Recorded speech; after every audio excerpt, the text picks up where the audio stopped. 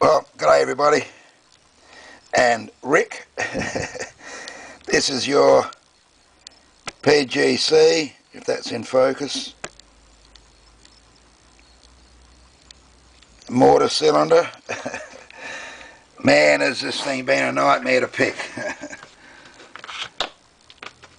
An absolute bloody nightmare.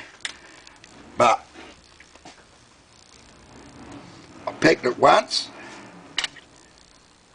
which I think was yesterday, and I thought I'd introduce my rubber band again, and I've had to resort to a purchase pick. This is out of the what the bloody hell do they call it again? Southern Specialties, I think. I think it's a Southern Specialty one. So, oh, better get rid of that fag, I suppose. Not a good look, is it? Yeah, man, this thing has tested my patience, Rick. Okay, slight pressure on the rubber band, not a lot of pressure, and let's see if I can get it finally on camera. If my hands are in the road, I can't help that. If you watch closely on the tension wrench, and you might not see it because my big mitt will be in the way, you'll see that there'll be movement when I get back to pin 4, I think it is. So if I can get it on camera for you, there it is. You might have just detected that. It's pin 4 and 5 that is, oh you bastard, it's already open. I can't fucking believe that. Excuse the language. I cannot believe it's just open so quick. Well, alright. Okay, so be it. Now let's get rid of some of this junk and I'll gut this thing. And I bought a set of the, I've been using my own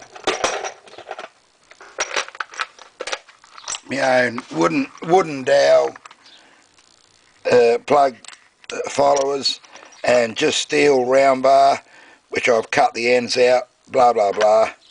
Even there's a copper one there, different sizes. So I thought I'd buy myself a set of these Flash Harry U-Butte plug followers, and that's what I ended up with. One of them looks like that. Can you see that? You probably can't see it, and I don't know how I can show you. But it's got all bloody ridges around it from their machining. So I've had to put it in a drill and get sandpaper and hold sandpaper against it to try and smooth it out. It works, but again, you never know what you're going to get. It's like a box of chocolates. You never know what you're going to bloody get. So alright, let's bloody get this thing out. See, I already know what's in it anyway, because I shimmed it a while ago.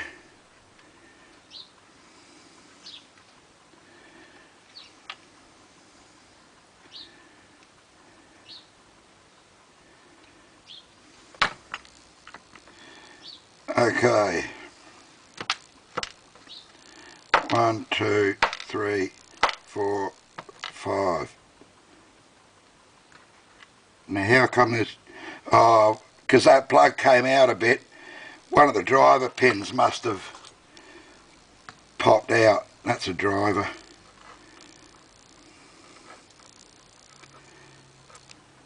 Just give me a minute to get myself sorted out here. Right.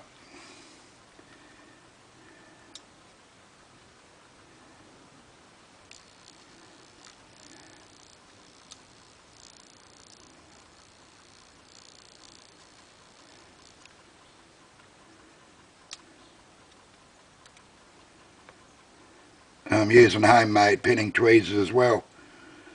I can't justify, was it $14 or whatever they asked for a pair of bloody pinning tweezers?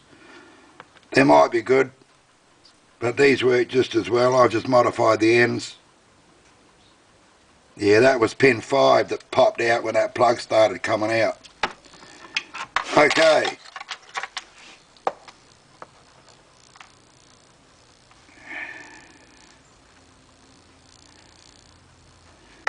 Right, just excuse the movement of the camera.